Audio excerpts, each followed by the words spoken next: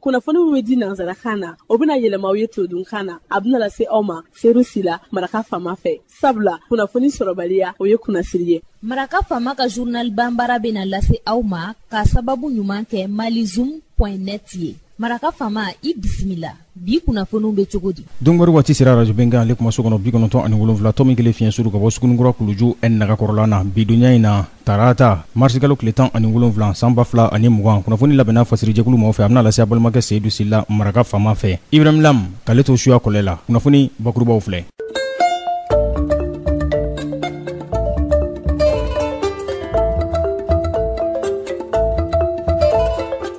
Ministri min n'a ɲɛsin bɛ kunnafoni di ma ani jamana cakɛbolobaw ni ɲɔgɔn cɛ baaraɲɔgɔnya gouvernement ka laselikɛla do Yaya Sangare kunungo a ye don ɲɛnamayali ɲɛminɛ a ye o waleya. Kulu min bɛ n'an ko ma réseau mondial pour la réduction des risques de catastrophes n'o de ye ko gɛlɛn minnu bɛna jamana kɔnɔ dan bɛ se ka sigi olu la cogo min na bakuruba fɔ la GNDR ani kulu min bɛ n'an ko ma PNACD olu de ye ɲɔgɔnnajɛrɛ tile fila ko la k'o waleya maison de partenariat Bamako Angers la marsikalo tile 16 tile 17 ka ɲɛda ma kɛ jamana kɛmɛ ka fɛɛrɛ minnu sigi sen kan kojugu kunbɛli n'a nana a n'a kɛlɛli. Association des jeunes acteurs pour la paix et la réconciliation tɛ bɛn ni kɛlɛɲɔgɔnya sabatili ye wa bakuruba fɔ la AJCAD jumadonya tɛmɛlen in na olu ye u ka bolonɔ bila sɛbɛn dɔ u ye o ta k'o di ministri Aruna Modibo Touré ma n'ale ye farikolo ɲɛnajɛ ministri ye k'a ka kɛ laselikɛla ye k'o lase gouvernement ma u ka laɲiniw b'a kɔnɔ bɛn ani kɛlɛɲɔgɔnya sabatili funakɛninw jɔyɔrɔ. Donc marla kumabaw olu ye nin ye minnu bɛna walanwala aw ye sadani na aw ni ce maraka fama ka journal banbara lamɛli la dan tɛ aw la koyi. An bɔra k'o de fɔ sisan dani na ministri min n'a ɲɛsin bɛ kunnafoni ko jamana cakɛbolobaw ni ɲɔgɔn cɛ baaraɲɔgɔnya gouvernement ka laselikɛla do Yaya Sangare an ka dunanjigisoba dɔ la kunungo a ye don kɛrɛnkɛrɛnnen ɲɛnamayali nundon baaraw kɛ. A bɛ kalata hukumu kɔnɔna a bɛ o kunnafoni di cogoyaw olu eko fɔ maa caman tun bɛ a kɛnɛ kan comité national de légal accès aux médias d'état o tɛ kunnafoni ko ɲɛnabɔli ye mun bɛ kuma di maaw ma wa Abdoulaye Sidibe ale tun bɛ yen. Haute autorité de la communication o ka nɔbilama Gawusu Darabo ale tun bɛ yen ani dɔnnibaaw ɲininaw ka ɲɛmaasow ɲɛminɛw olu fana tun bɛ kɛnɛ kan laɲini tɛ fila ye kelen don fɛn min ye kunnafoni dicogo ɲuman olu bɛ se ka waleya kalata waati in na cogo min na yaasa basi ka kɛ kunnafoni kolon olu disiraw la.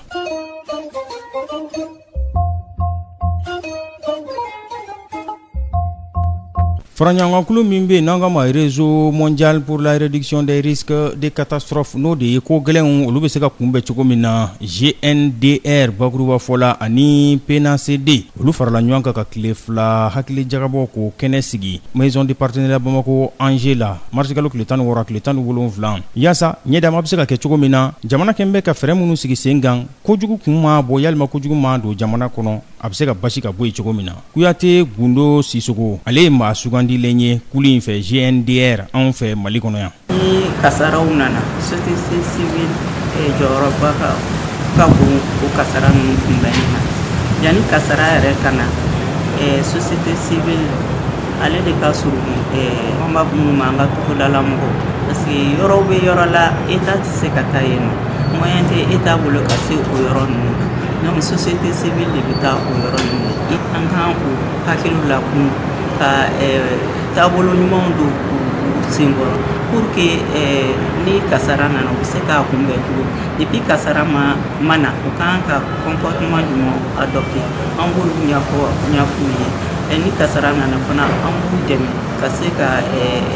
a kana se ka walankata cogo min u se ka u yɛrɛ tanga cogo min na. Ibrahima Kulibali ale ye baara waleyaba ye ONG AFAD o kɔnɔna na a bɛ kuma PNACD o ɲɛmaa tɔgɔ la. E b'a dɔn AFAD bɛ GNDR la GNDR o ye jɛkulu ye mun sigilen don diɲɛ kɔnɔ mun bɛ ko gɛlɛnw kunbɛli ani n'a nana an bɛ se ka a dalasa cogo min na donc AFAD ye o membre ye n'an b'a fɔ o ma AFAD ye o tɔndenya ye hukumu kɔnɔna la AFAD ye jɛkulu kɛ bi jɛkulu bɛ tɔndenw b'o la Mali la n'an b'a fɔ o ma membre an bɛɛ bɛ se cogo min na ka ɲɔgɔn ye nin atelier in na pour que an bɛ se k'an hakili falen kojugu ninnu n'o ye crise catastrophe ye olu bɛ se ka kunbɛn cogo di an bara n'a kunbɛnra n'a ma ɲɛ yɛrɛ fana a nana a yera an bara an bɛ se cogo di k'a dalasa surtout yɛrɛ protection civile mɔgɔ minnu bɛ kojugu kunbɛli a n'a dalasali n'olu yɛrɛ jɔyɔrɔ ka bon o la kosɛbɛ a y'a ye k'a fɔ o yɛrɛ de ye baara ni kurunbukari bi surtout bi donya in na n'an bɛ bana min kelen don ka diɲɛma lase bana min bɛ ni ala barika la bi a ma se an ma n'o ye coronavirus olu bɛɛ bɛ don ni okumu nin kɔnɔna la. Protection civile ale ko ale tɛna to kɔ wulikajɔ o kɛn bɛ jamana fanga marabaaw fɛ o kuma bɛ sɛbɛntiya Dr Sheikh Fantamadi Kone fɛ directeur général protection civile o ka nɔbilama don. Protection civile ka labɛnw ka ca kosɛbɛ parce que protection civile ye direction ye secrétaire permanent de dɛmɛ jɛkulu dɔ bɛ yen a b'a fɔ ko plateforme ni gɛlɛya bɛ yɔrɔ min kɔnɔna la i n'a fɔ bi gɛlɛya bɛ santé kɛnɛya ko kɔnɔna la donc protection civile jɛkulu minnu ɲɛfɛ an bɛ fara ɲɔgɔn kan ka baaraw sigi walasa an bɛ se ka santé mɔgɔw dɛmɛ cogo min na u ka baara la an bɛ ɲɔgɔn ye araba o araba pour que bɛɛ ka se ka fara ɲɔgɔn kan bɛɛ ka se ka kuma bɛɛ ka se k'i ka labɛnw sabati ka labɛnw bɛɛ fara ɲɔgɔn kan yanni gɛlɛya donni cɛ an ka jamana kɔnɔ. Coronavirus ko in labɛnw kɛlen bɛ ka bɛn ale ma. Labɛn caman kɛlen ministère de la santé ka labɛnw kɛlen an minnu bɛ ka na farangali kɛ ka na dɛmɛ u kan an fana bɛ ka an ka labɛnw kɛ minnu bɛ saniya walew kɛ olu bɛ yen minnu bɛ suturaliw kɛ olu bɛ yen minnu bɛ taliw kɛ olu bɛ yen nɔ bɛɛ kɛlen don k'i ka labɛnw sabati dɔɔni dɔɔni walasa labɛn ninnu bɛɛ kɔfɛ an kɛlen don ka fɛn minnu bila aéroport la ani Mali dondaw la dugumasiraw fɛ ni n'olu sera ka di tɛmɛ kɛra olu kan pour que ni bana donna dugu kɔnɔ a kunbɛnni bɛ se ka teliya cogo min na baaraw fana bɛ se ka. Maa minnu sen donna baara in na u ye laɲini dɔw de sigi ɲɔgɔn kan sa laɲini minnu n'o bɛ fangaw farali ɲɔgɔn kan o bɛ u ko fɔ yaasa kunbɛnli bɛ se ka kɛ joona kojugu la cogo min na a ka ja ani kojugu ma don jamana kɔnɔ a bɛ se ka basi ka bɔ yen cogo min na.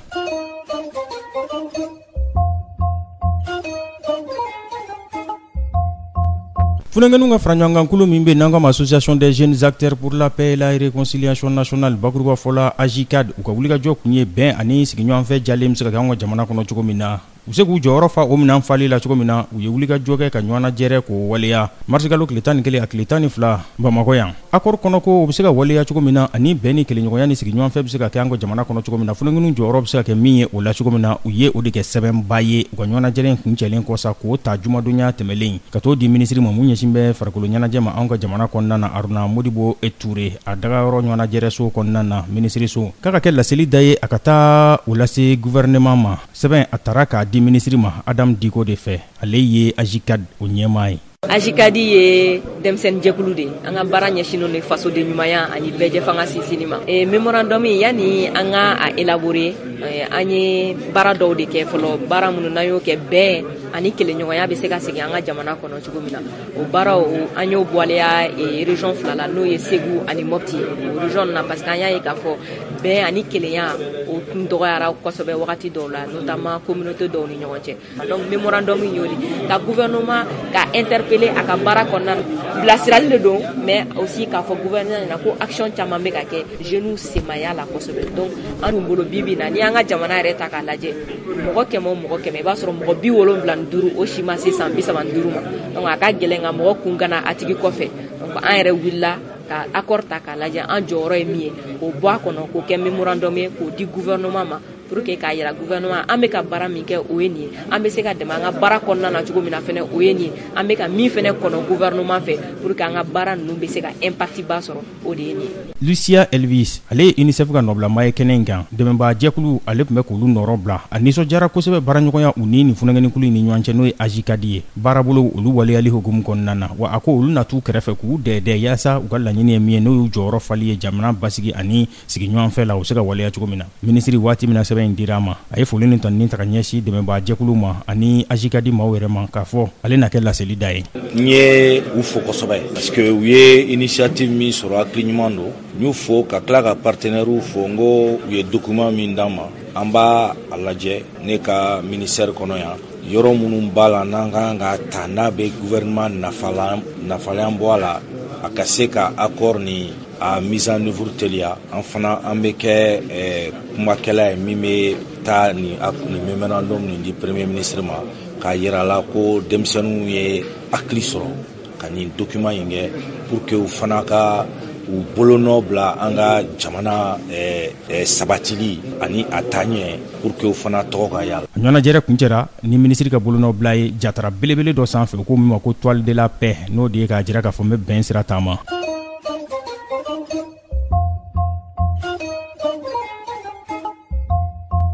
hôtel de l'amitié ale bisimilalikɛ sibiri don marsikalo tile 14 a tun bɛ ɲɔgɔndan jaabi bɔ ko fɔ n'u ko ma ko startup l o de ye maa minnu bɛ ka kɛ n yɛrɛ ye baaraw kɛ musolakaw kɔni bogotigininw olu ka dɔn ka fɔ lajɛliw bɛ se ka kɛ cogo min na u ko ma économie numérique o tɛ diɲɛ taabolo sira kuraw ye wa kɛ n yɛrɛ ye o siratigɛ fɛ a ɲɔgɔndan in a kuncɛyɔrɔ la sa kulu min bɛ n'u k'a ma ko startup mariam berté ale yɛrɛ ye kalanden ye sanakalanso dɔ la anw fɛ yan ale de ye jɔyɔrɔ fɔlɔ ko o ta ale ye baarabolo min waleya o de ye ko ɲaman zero ɲaman kana ye ɲɛ la yɛrɛ ale ka baarabolo ɲɛsinna o baara de ma an b'a kuncɛ ni bana cɛjuguba in ye n'o ye coronavirus ye ko wulikajɔw bɛ ka kɛ laboratoire belebele 2 faransi jamana kɔnɔ sanofi ani lamɛrikɛn jamana kɔnɔ regeneron k'olu bɛ ka wulikajɔ kɛ bana in yera maa minnu na n'o ye coronavirus ye u ye tamasiyɛn fura minnu sɔrɔ u bɛ se ka o si filɛ olu la cogo min na k'a lajɛ n'o y'a sɔrɔ fura in n'a ka ɲi n'a man ɲi u ko fura in de ma ko kevzara ala k'ale kɛ coronavirus fura ye ka diɲɛma lafiya jaabiw an sigin bɛɛ k'olu kɔnɔ ni na dansigi bi laselu la min labɛnna fasirijɛkulu mɔgɔw fɛ ka lasa balimakɛ Seydou Sila maraka faama fɛ i bɛna minɛ k'ale to suya kɔlɛ la ni ala ma ka jɔnya jɔn an na ɲɔgɔn sɔrɔ yan waati wɛrɛ ka kunnafoni kuraw k'olu lase aw ma n'a b'a fɛ ka segin maraka faama ka journal bamara la mais a bɛ taa malizoom.net ale sanfɛ www.malizoom.net maraka faama ka journal bamara ka kunnafoni jatana ka laseli bɔ an n'a bɛɛ lajɛlen ye n'a b'a fɛ ka reportage vidéo fana ye a bɛ taa malizoom ale page Facebook sanfɛ an n'a bɛɛ lajɛlen ye ne b'aw fo ka wale ɲuman dɔn k'a fɔ a k'an bɛn ni ala sɔnna ma maraka faama ka bi journal bamara lasera aw ma ka sababu ɲuman kɛ malizoom.net ye